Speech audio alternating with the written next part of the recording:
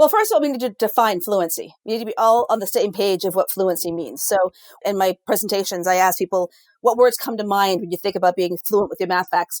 And overwhelmingly, people put words like speed, fast, right? Automaticity, all words about speed. And then occasionally I'll get accuracy, right? Because kids can give the right answer, but then be wrong, right? So we want to have the accuracy as well as it being, I call it relatively speedy, because it's the least of the four things I want to talk about. But there Today are we two more speak with pieces Ann of Elise fluency, which is Record. Ann Elise is a seasoned efficiency. educator with a career spanning over 2 decades of elementary classroom experience. These days, she's a K-5 math coach who works with districts on developing strategies to increase students' fact fluency, as well as how to use manipulatives in the classroom. Stick around as we'll discuss effective strategies to help students build their fact fluency, how to help students with the progression from additive thinking to multiplicative thinking, and how can we help students with concepts that hold them back from their learning. Let's do this, Kyle. Whoop!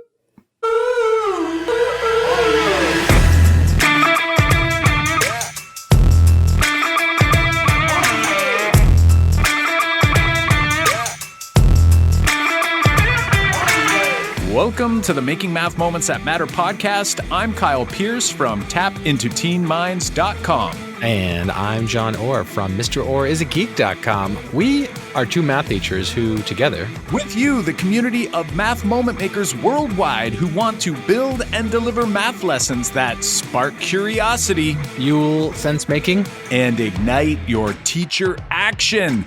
Are you ready, John, to dive into this awesome conversation with a dear, dear math friend?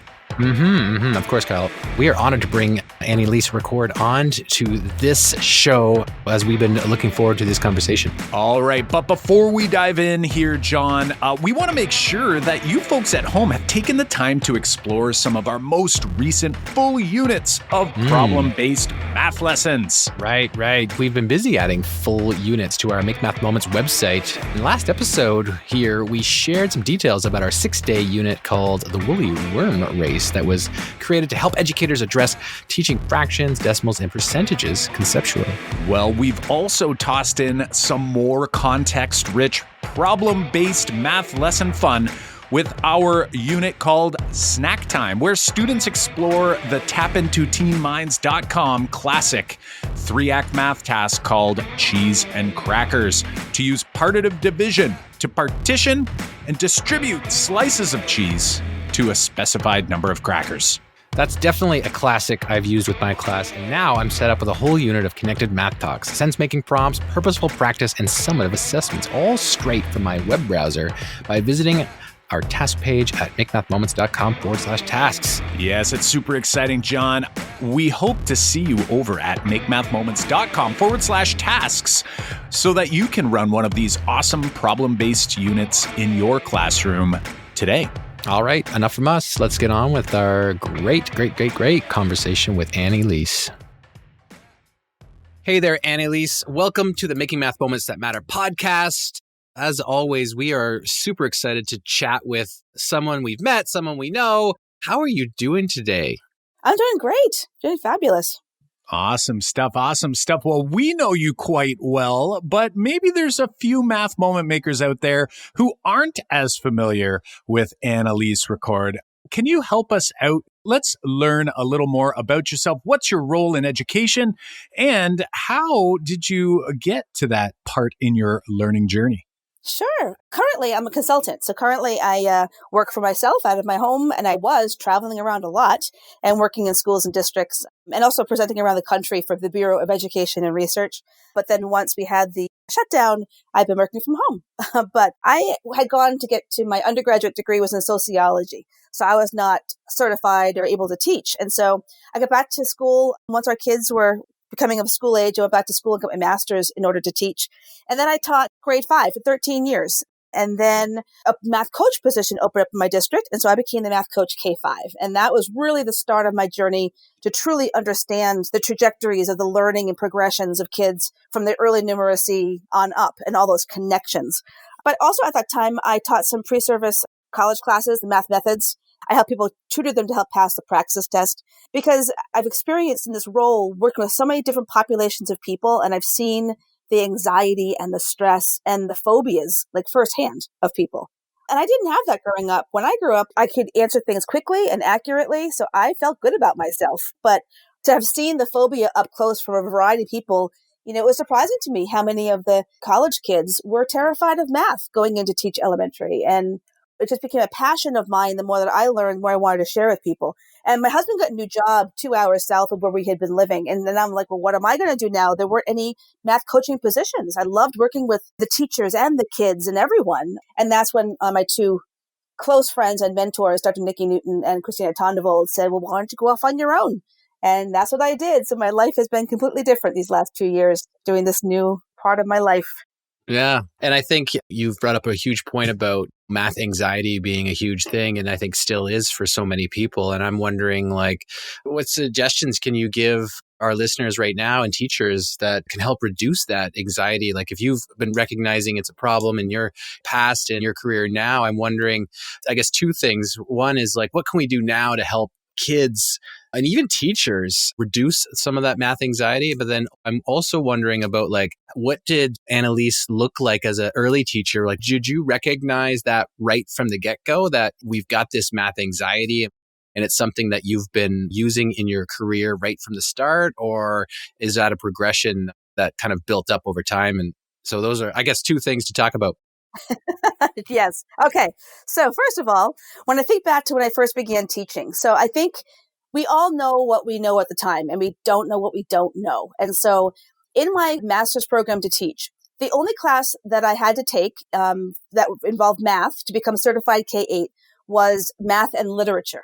So it was a literacy-based math class. So I came out certified K-8, really being no more qualified to understand early numeracy than I was to teach an 8th grade math class. I think the assumption was that you'll be given a textbook of whatever district hires you and you follow the textbook. So that's what I did. I became the grade 5 teacher. We had a textbook. I was very procedural in my teaching. It's all that I knew. When I grew up learning math, it was a very procedural, rote procedure. There was no open tasks. There was no talking about our thinking or having any kind of flexibility of thought. And so I gave time tests in my classroom, all 13 years I was in the classroom. And over the course of that time, I know I did concrete and pictorial things, but it was leading toward the algorithm. I didn't do flexibility with number sense. I was trying to show them why the algorithms worked. I didn't know anything else. So it definitely was not in play the first many years that I was teaching. But as I learned more, we had a consultant come to our district that showed me how to teach math in a visual way. That was totally new to me. I had no idea that you could teach math visually,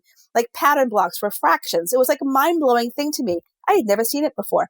So it's been certainly, I call it a journey because I think we're all on journeys, we as educators as well as the kiddos, right?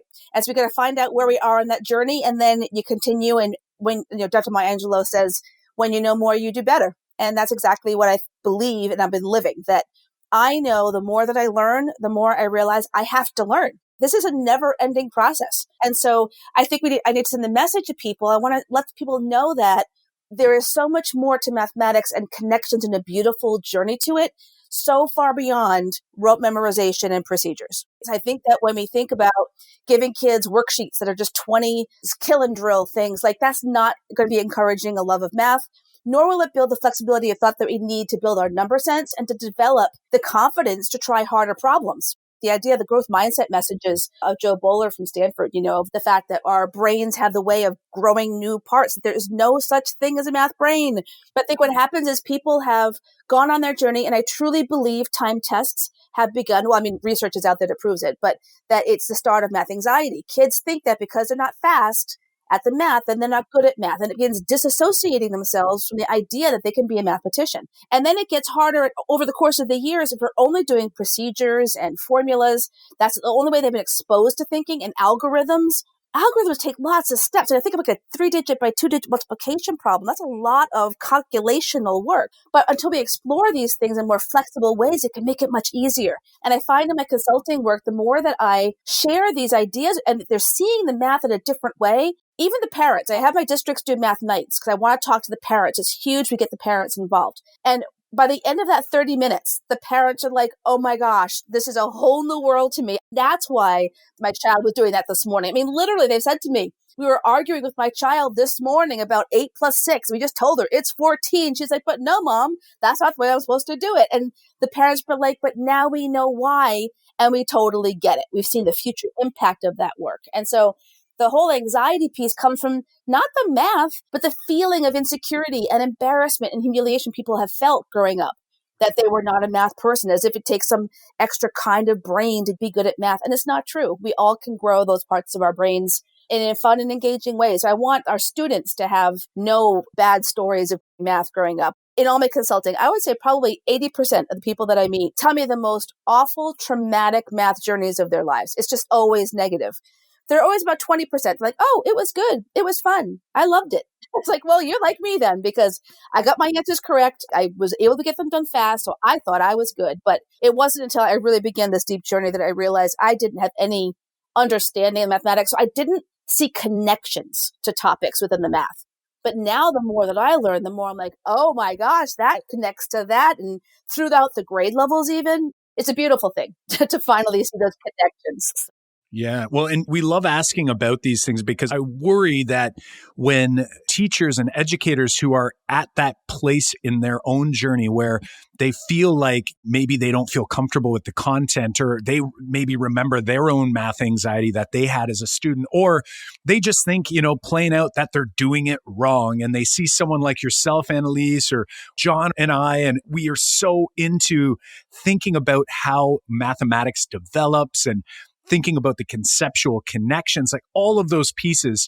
But yet, most of us didn't have that same experience growing up. And many of us, as you just mentioned, and it's great to hear that many of us actually taught it the way we were taught. And it's okay if that's where someone is as they're listening. So I think that is such a huge message for people to see that it takes time. And I immediately connected when you were describing how you were teaching very procedurally and you were trying to help kids to understand why the procedure works, which I think is kind of part of that trajectory. If you learned procedurally, you tend to teach procedurally. And then hopefully over time, you start to see that, connections are important.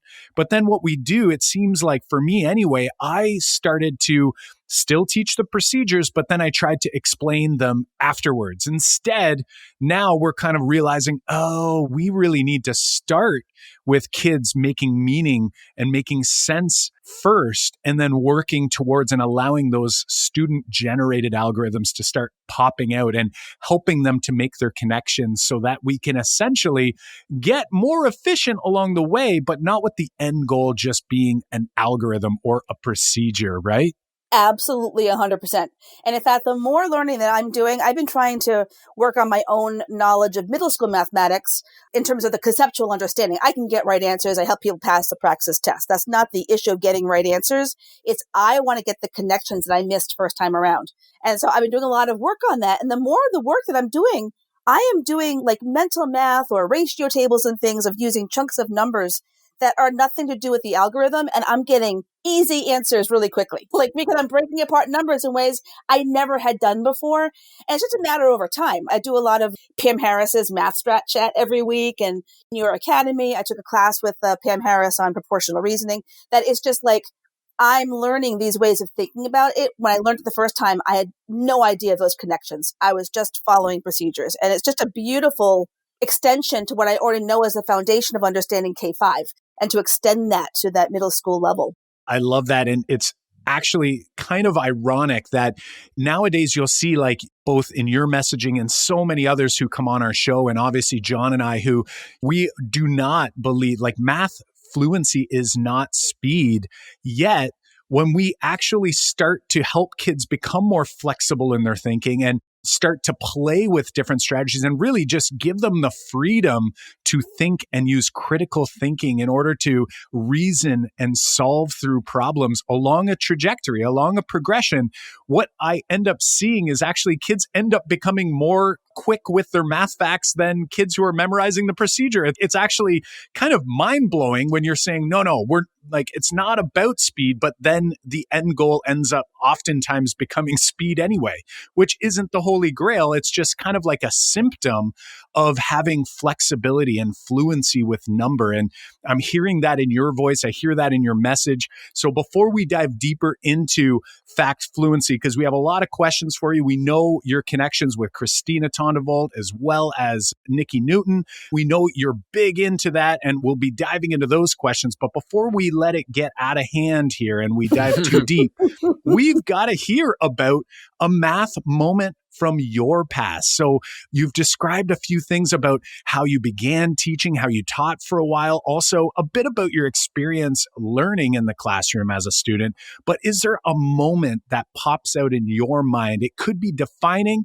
Maybe it's something that like a celebratory moment, or it could be one that maybe you remember and it's one of those memories that you sort of wish you didn't remember. What's a math moment that pops out in your mind that you're willing to share with our audience? First of all, I'm just so happy to be able to share you my math moment because I've been listening to your podcast forever and I walk my dog listening to it. And whenever you ask your guests, I'm like, oh, I would tell this story if I was ever interviewed by them. When I became math coach, K-5, before I began that part of my job, I took a 1-week class with Dr. Mahesh Sharma on, really it was K-8 type content.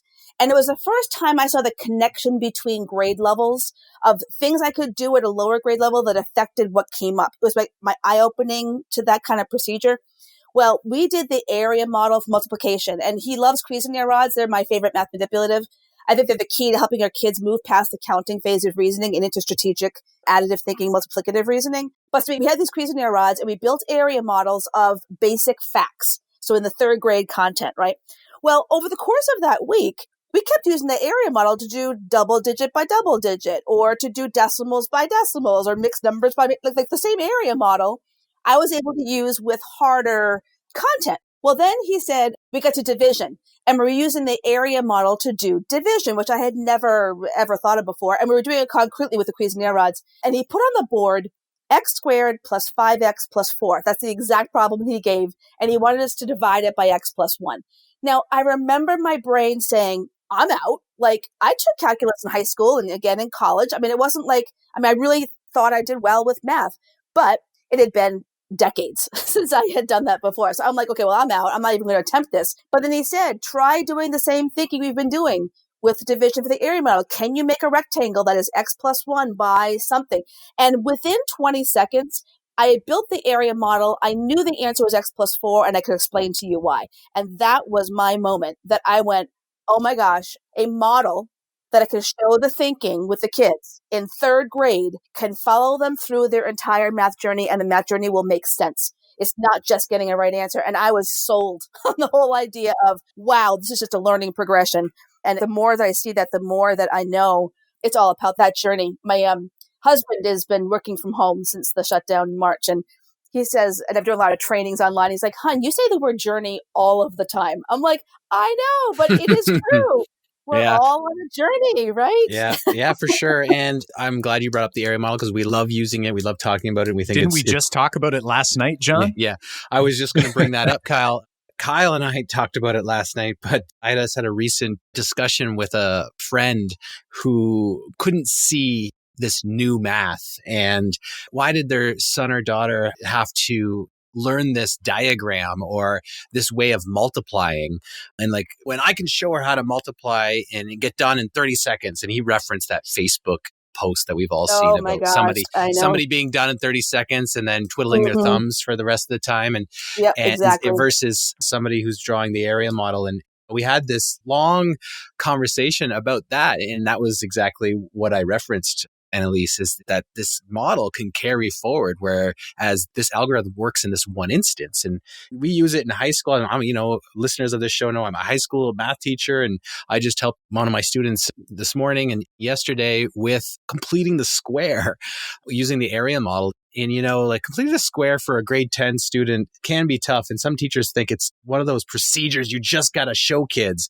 They just got to memorize this procedure. And it's hard to explain why it works unless you use a square to model it. And the area model works perfectly. And I love how it carries forward from there. And I really like how you referenced, both Kyle and you referenced, that by using these models, kids can get that fluency. I was sold on the area model from high school and then downwards, whereas you went from an area model from kind of lower elementary upwards, because I was sold downwards, because after using the area model to help kids complete the square in high school, they were completing the square in their heads. Like, they didn't have to draw anything. They didn't have to write anything, because they could actually imagine this square and what the dimensions of the square would be. And so that they could write the vertex form of a parabola or a quadratic expression. So it is a great tool. And I know that we'll talk about many other things. And I'm being a high school teacher and still trying to learn more about elementary math. I know Kyle's been on a journey for that for the last few years, but I don't get a lot of experience into the elementary math unless I do that on my own, or I talk to fantastic teachers like yourself. So I'm really hoping for this episode and the remainder of this episode to be like a masterclass in fluency, and a masterclass that I can learn from and all our teachers can learn from. So if we just kind of think about diving into early mathematics in particular, and if we could help educators and parents learn effective strategies to help their children and students with fact fluency, let's think about some practical suggestions, some tips that we can help our teachers with on fact fluency at an early age. Well, first of all, we need to define fluency. We need to be all on the same page of what fluency means. So in my presentations, I ask people, what words come to mind when you think about being fluent with your math facts? And overwhelmingly, people put words like speed, fast, right? Automaticity, all words about speed. And then occasionally I'll get accuracy, right? Because kids can give the right answer, but then be wrong, right? So we want to have the accuracy as well as it being, I call it relatively speedy, because it's the least of the four things I want to talk about. But there are two more pieces of fluency, which is flexibility and efficiency. Those are the four pillars of math fact fluency. And I want to honor the fact also that there may be some of our students that are not ever going to be fast, but they are using great strategies and number sense. I have to mention to you right off the bat that a lot of my consulting work has been focusing around what's called a math running record. It was a protocol designed by Dr. Nikki Newton. She did 10 years of research on math fluency and created this interview protocol for us to talk to our kids about their thinking. I believe it is the key to transform schools and districts in the mathematical journey for our kids, because it's looking for that flexibility of thought. And if we explore flexibility with our different operations with the kiddos, it'll set a foundation for thinking that will then apply to the actual grade level content we're trying to teach. Without having to go to algorithms, they'll become much more efficient problem solvers, and with their fluency with the calculations, because they're using strategies and number relationships, which will build their number sense. Like, it's the start of everything. I found it's been my key to educate people on early numeracy, because myself, having gotten, honestly, a master's degree, certified K-8, I had no idea the world of early numeracy until I took a course from Dr. Sharma, that whole beginning of that journey. But then I also took the Number Sense 101 course with Christina Tondevold. And that was like, oh my gosh, like, what is this world? And then I met Dr. Nikki as well, and it filled in more information. And then I just continued to learn about the early numeracy. So I want us to think, first of all, about that there are developmental journeys our kids go through. Typically what our kids do for a math fact journey is they begin counting on their fingers, right? Fingers are very important for the brain, very important for kids to do that. But there's also something called finger nausea, which is the discrimination of the fingers, but not finger counting. So the idea that the kids are going to start by counting, they usually count all, our youngest kiddos. If you ask them 3 plus 2 in a context, I like putting all of the fluency work in context, but you ask them 3 plus 2, they put out 3 fingers and 2 fingers, and they would count them all starting at 1. Then kids develop to count on. So they may have all 5 fingers up, but they know this hand has 3 and it's 4 or 5. That progresses to head counting on. So the 3 isn't even out anymore. They might finger count 4 or 5, or then in their head go 4 or 5. Then we have a whole section of derived facts, and that's typically the phase people skip. They tend to go, okay, you're counting on. So kids are counting on their fingers when they do their teen sums, because how else do you count on 8 without keeping track on your fingers? And then we tell them, memorize them. I want you to play games with all the math facts. I want you to memorize these. As the kids are waiting for numbers to pop in their brain when you ask them the question. So they don't know what it is. If they don't know what the answer is, that nothing pops in their head, what do? They count on their fingers, which is their comfort level, to find out what the sum is. And then when you think about a double-digit addition problem, where we have raced to put the algorithm in front of the kids so soon in their journey. They're usually grade 1, I find a lot. Well, within the algorithm is just single-digit basic facts. And in each of those basic facts, they're counting on their fingers. So they're in a counting phase of reasoning within the context of addition problem. I love this work of Pam Harris on the development of mathematical reasoning, that image of her graphic that she has to go from the counting phase into additive thinking, and then by grade 3 into multiplicative reasoning, before the proportional and then the functional, the whole K-12 journey. So when I try to think about the math the kids are doing, what phase of reasoning is it? And the algorithms, adding and subtracting, are usually kids are counting. They're counting on their fingers. So how can we get that? Well, we can work on the flexibility of thought. The idea that I could ask kids, what's 8 plus 5? And that the kids could break apart that 5 and give 2 to the 8 to make a 10. And then I can rename 8 plus 5 as 10 plus 3. That's a lot easier for my brain. So the heart of that addition of breaking apart numbers and putting them back together in flexible ways will be the key, because I can then forward that to 48 plus 5 or 98 plus 5 or 98 plus 25. I can take 2 from it to make a 100. So 100 plus 23. It progresses all the way through their journey, including to fractions, adding 4/5 and 3/5. Rather than adding numerators, keep denominator the same. It feels weird. There's like a large number on top, right? Break apart the 3/5 and give 1/5 to the 4/5 and rename it as a whole plus 2/5. Like, it just will affect everything down their journey, starting with the basic facts. So the Math Running Record allows us, when we're interviewing our kids, to be aware of that learning journey, because there are codes for that. This is all based on Carpenter and Moser's research, Berrudi's research of the developmental trajectories, that the kiddos, we ask them sets of facts. There's a benchmark question for each of the set of facts. So you find which set of facts are causing a super slowdown, inaccuracies, or inefficient strategies like just counting on. And then within that zone, where are they on that trajectory of the having no strategy to even try it, the counting all, the counting on, the head counting, the derived strategies, and the automaticity. Because we can't take kids from counting all to automaticity in one step. That's not how kids learn and develop. So it's a protocol that allows us to learn about the expertise needed for early numeracy. It's a brilliant protocol, and it's been a lot of my consulting work, because Dr. Nikki is just brilliant, and she's so prolific, and she just talks about all different areas of mathematics. But I've latched on to this Math Running Record of the Fluency piece because I really feel it's my gateway to get people to understand, teachers and the parents to understand the foundations of the operations and to build fluency through flexibility. And it alters everything because it applies to every other content that you're doing.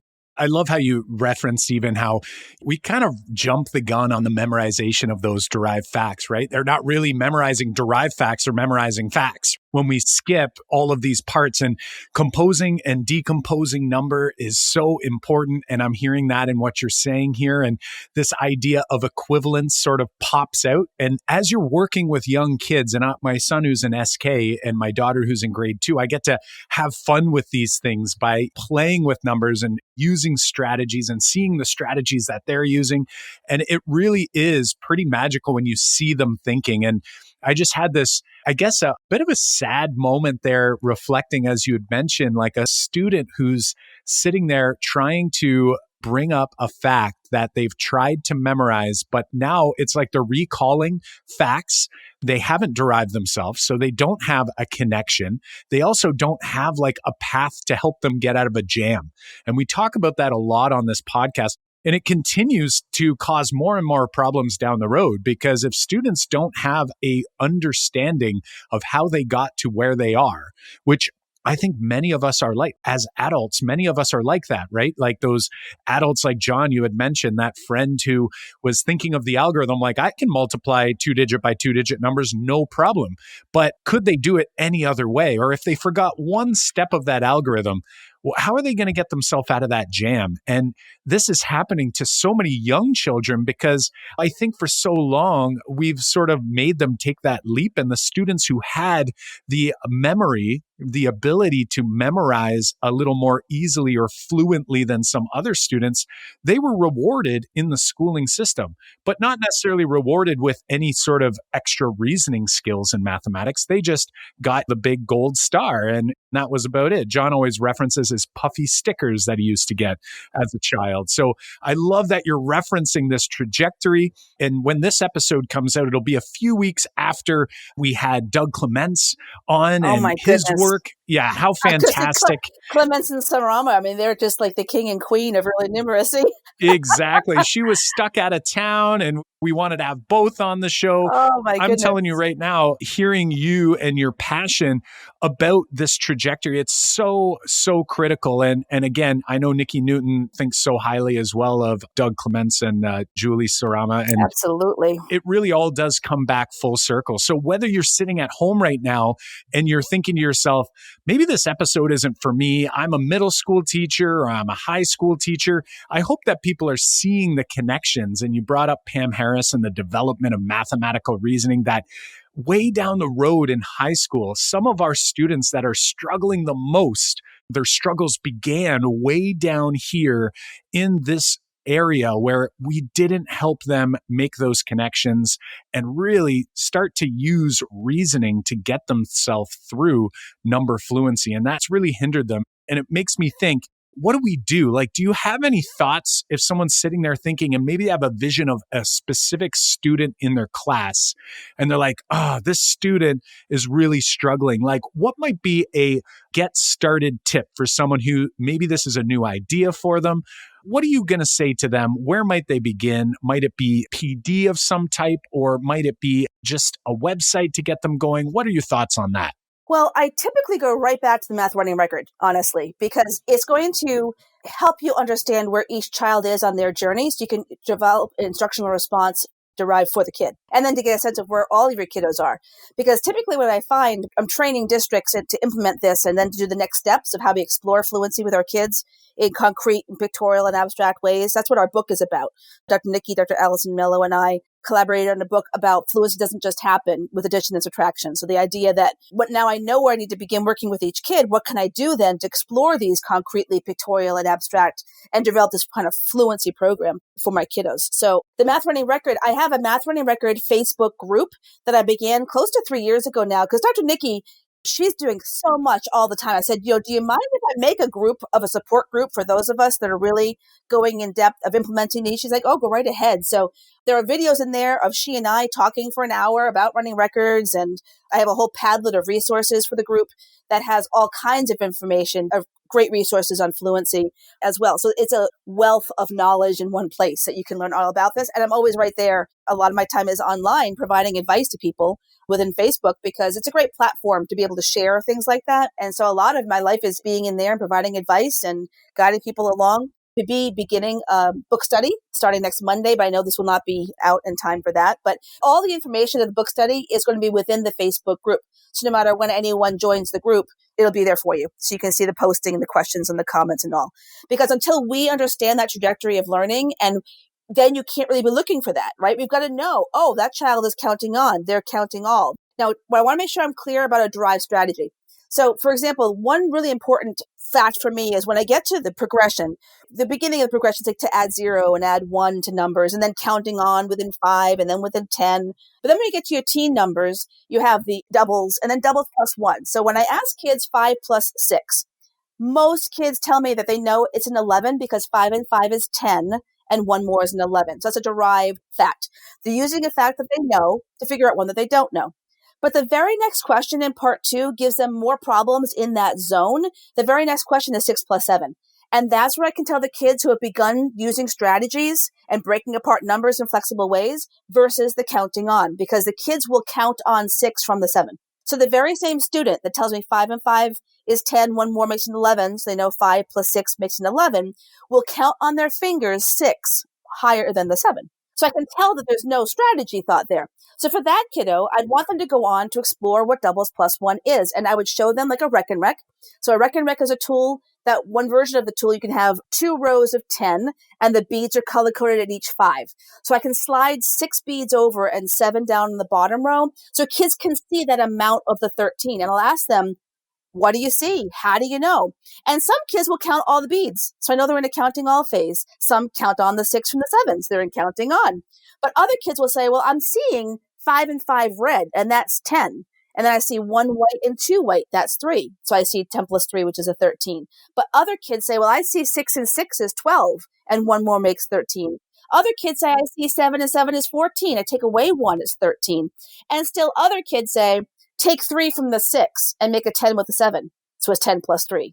So I'm aware of all these different look-fors to then develop my own instructional response with them. Because a kiddo that tells me that 6 plus 7 is 13 because they can break apart that 6 to be a 10 and a 3, they go to the end, they do all their math facts and do whatever strategies they want with any of the addition math facts. But the kiddos that are counting on their fingers at that point, they go to just having visuals to see the quantities and describe what flexible ways can we get to that total and make it easier for our brain. So that's where I find it's a great place to begin the journey. Right. And forgive me, I'm not an elementary school teacher. I haven't had experience working other than with my own kids, talking about numeracy at that level. I'm wondering, like, if I'm a teacher who wants to have that interaction, that lesson with my students, and what do I do beforehand? Like, how do I prepare for that? We often talk about that preparation is so important. Another quote that we've used from Tom Schimmer is that you want to plan with precision so that you can proceed with great flexibility. And that preparation, we can't underestimate that. So I'm wondering, like, what does a teacher do to help prepare so that when they get in a conversation like that, they know to look for those strategies and they know, like, if I have that strategy, I'm going to push them this way. Like, what would you suggest a teacher can do to help get ready for something like that? Well, I think it's a matter of us building our own knowledge about that.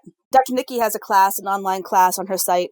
I've also, on my Padlet, have created videos for each of the strategies and how we can explore them with math tools.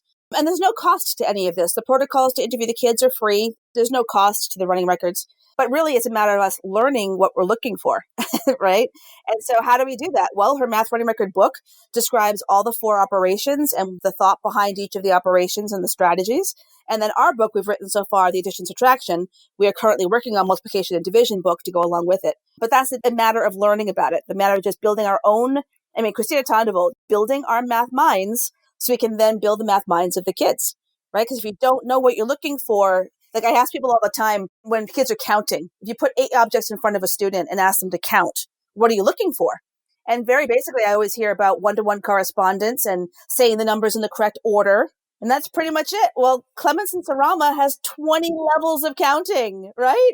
So their site, learningtrajectories.org, I send all my participants to that site because it is the most wealth of information about from birth to grade 3 of early numeracy and mathematics. But until you know there are 20 things you could be looking for with counting, you're going to look for one-to-one correspondence. And if they say it in the right order, right? So it's a journey.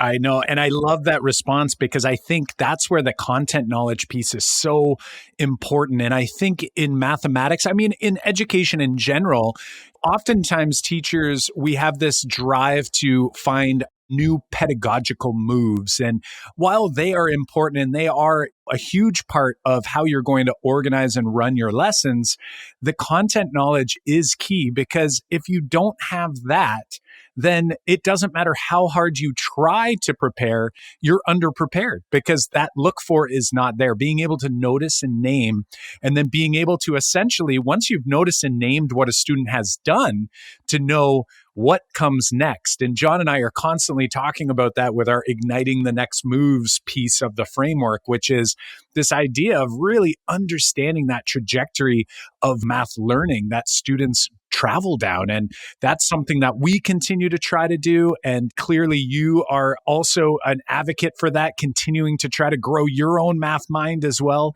And we're just thrilled that we've got some great ideas and some great links to share. We're going to definitely get that Facebook group up there in the resource page. We'll throw in learningtrajectories.org, which is a great resource.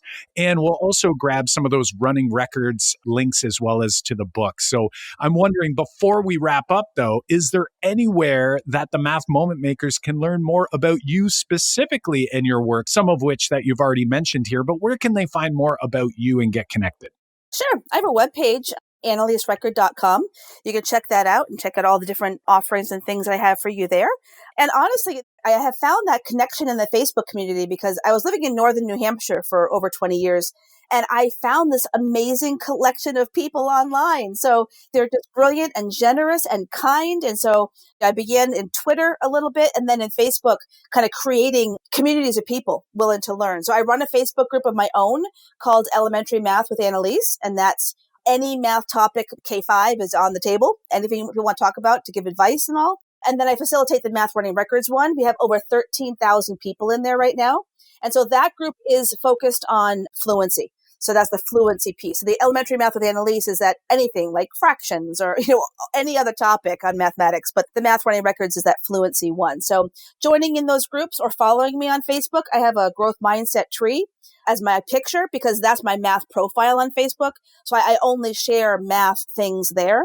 So if you follow me there on Facebook, you could continue learning about me. And I also have a newsletter that I do because I know and respect the fact that people may not want to be on Facebook or social media. So they can subscribe to my newsletter and I send it out about once every week or two with all the kind of links and great things that I come along. Awesome stuff. Thanks for sharing that. We'll make sure that all of that is in the show notes page for this particular episode.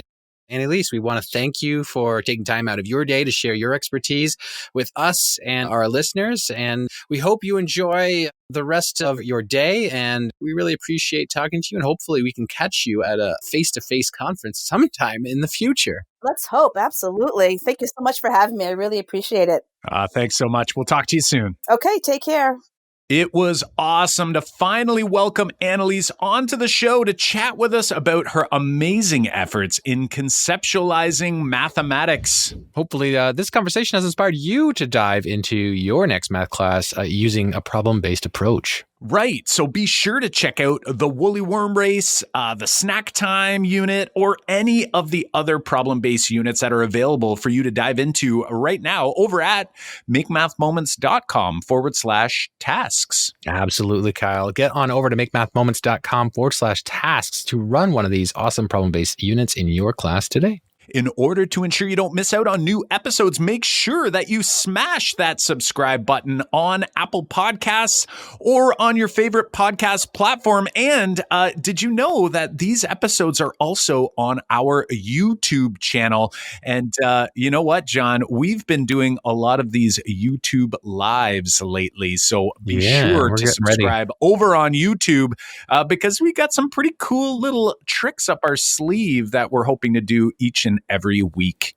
Yeah, we got some new stuff coming. Also, if you're liking what you're hearing, please share the podcast with a colleague. Help us reach a wider audience by leaving a review on Apple Podcasts and tweet us over at Make Math Moments on Twitter or Instagram or on Facebook. Show notes and links to resources, including full transcripts that can be downloaded or read right from the web for this episode and all the other episodes can be found over at makemathmoments.com/episode 113. Again, that's makemathmoments.com/episode 113. Well, my friends, until next time, I'm Kyle Pierce. And I'm John Orr. High fives for us. And a big high five for you.